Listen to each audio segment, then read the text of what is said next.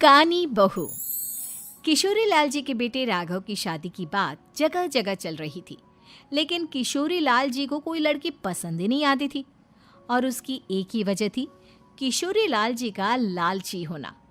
उनको लड़की वालों से मोटा दहेज चाहिए था और इसी चक्कर में एक दिन वो एक बहुत पैसे वाले के घर अपने बेटे का रिश्ता लेकर पहुंचे। उस आदमी का नाम था ओम प्रकाश। देखिए किशोरी लाल जी, मेरी एक ही बेटी है और मेरी सारी संपत्ति जायदाद सब कुछ मेरी बेटी नैना का ही है। पापा, नाम से लगता है बहुत खूबसूरत होगी। कितना अच्छा नाम है ना, नैना। ओ, वैसे बात तो सही है आपकी। अब इतना पैसा है, जमीन जायदाद है, इकलौती बेटी, आप भी क्या करेंगे? सब कुछ उसे ही देंगे ना। बिल्कुल ठीक पहचाना आपने। बस बेटी की शादी और सारी जायदाद उसके नाम। पापा, बिना देखे हाँ कर दीजिए ना। इतना अच्छा रिश्ता फिर कहाँ मिलेगा? माला माल हो जाएंगे हम।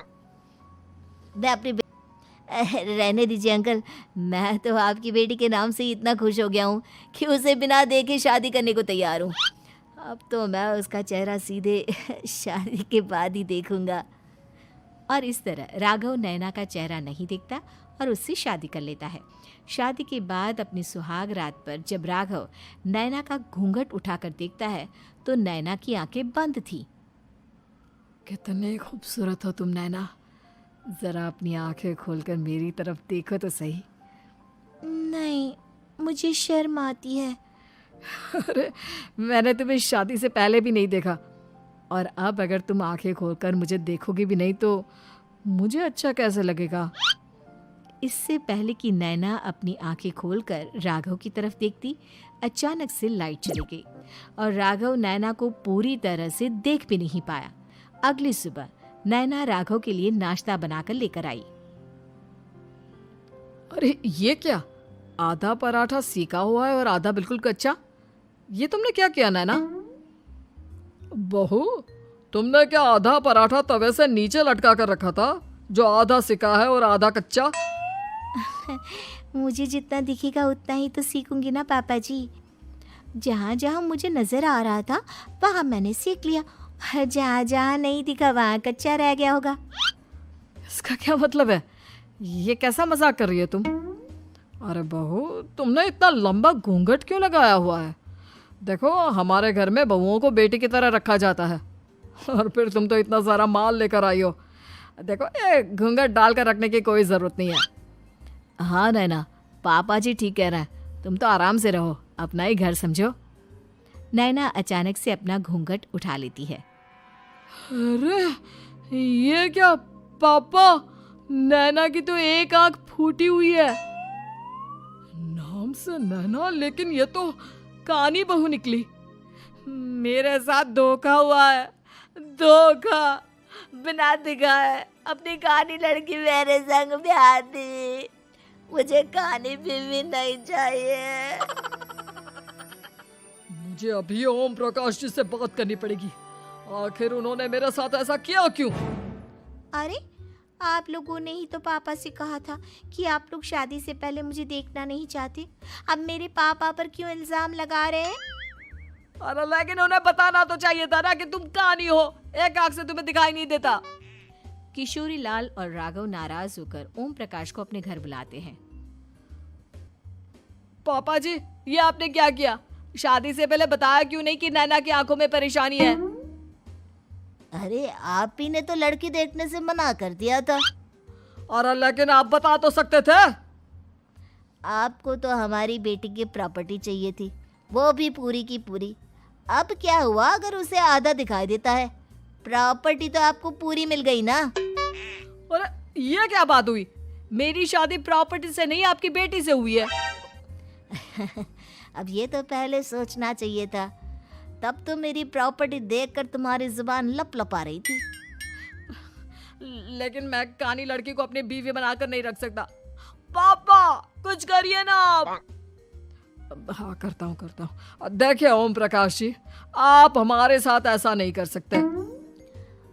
और तुम देखो, अगर तुमने मेरी बेटी से शादी तोड़ी ना तो जो भी प्रॉपर्टी मैंने तुम्हें दी है वो तो पूरी की पूरी वापस ले ही लूँगा और आधी प्रॉपर्टी तुम्हारी भी लूँगा। अरे मेरी आधी प्रॉपर्टी भला क्यों लेंगे आप? इसलिए क्योंकि मेरी बेटी को आधा नजर आता है और उसकी नज़र अभी तक तुम्हारी आधी जायदाद पर ही पड़ी है। अब तुम उसे घर से निकालोगे तो कुछ तो लेकर जाएगी ना। और अगर हम आपकी बेटी को अपने घर की बहू बना कर रखे तो? तो तुम्हारी पूरी प्रॉपर्टी तुम्हारी ही रहेगी और जो मैंने तुम्हें दिया है ना उसमें से बस मैं आधा लेकर जाऊंगा। अरे लेकिन अब आप अपनी दी हुई प्रॉपर्टी में से आधी वापस क्यों लेकर जाएंगे? अगर मैं आपकी बेटी को अपनी पत्नी बनाकर रखने को तैयार हूं तो? इसलिए ताकि भविष्य में अगर तुम मेरी बेटी को धोखा दो तो उसके पास कुछ तो रहे जो पति का हो। वैसे मेरे पास तो बहुत कुछ है, लेकिन अपने पति की कोई निशानी तो उसके पास होनी चाहिए ना। अब अगर तुमने मेरी बेटी को कानी कहा तो तुम्हें प्रॉपर्टी भी कानी ही मिलेगी, पूरी नहीं। जमाए राजा। किशोरी लाल और राघव समझ चुके थे कि वो बुरी तरह फंस चुके हैं और अब उनके पास वहां से निकलने का कोई चारा नहीं है। अब समझ में आया ना, लालच बुरी बला होती है। एक तो तुम्हें प्रॉपर्टी मिली, ऊपर से बीवी मिली, उसमें तुम्हें नखरे भी दिखाने हैं। आए बड़े, चुपचाप बैठो दोनों। कुछ दिनों के बाद नैना राघव की कार लेकर बाजार घूमने निकलती है और जब कार लेकर वापस आती है, ये क्या? एक तरफ से मेरी गाड़ी पूरी खराब हो चुकी है। लगता है तुमने मेरी गाड़ी को किसी दूसरी गाड़ी के साथ एक्सीडेंट किया है। अरे अरे कितना बड़ा नुकसान कर दिया तुमने बहू। वो क्या है ना पापा जी, मुझे एक आंख से दिखाई नहीं दे रहा था, सामने से गाड़ी आ रही थी। मुझे तो सिर्फ आधा ही दिखाई दिया और वो गाड़ी मेरी कार से रगड़ते हुए निकल गई। अब मैं क्या करूं बताओ? आप इसे ठीक कराने के पैसे कौन देगा? तुम्हारे पापा। तुमने मुझसे इस तरह से बात की? अभी रुको। नैना राघव की शिकायत ओम प्रकाश को कर देती है। देखो राघव, अब जो मेरी आधी प्रॉपर्टी तुम्हारे पास थी ना उसमें से आधी और मैं लेकर जाऊंगा, क्योंकि तुमने मेरी बेटी को डांटा। अरे नहीं नहीं पापा जी, गलती हो गई, माफ कर दो। गलती की तो कोई गुंजाइश ही नहीं। अगली बार मेरी बेटी को डांटा तो बची हुई आधी में से आधी और ले जाऊंगा। लालच के चक्कर में हम दोनों ने बहुत बड़ी गलती कर दी बेटा। एक तो तुम्हें कानी बहू मिली और ऊपर से जो माल मिला वो भी काना।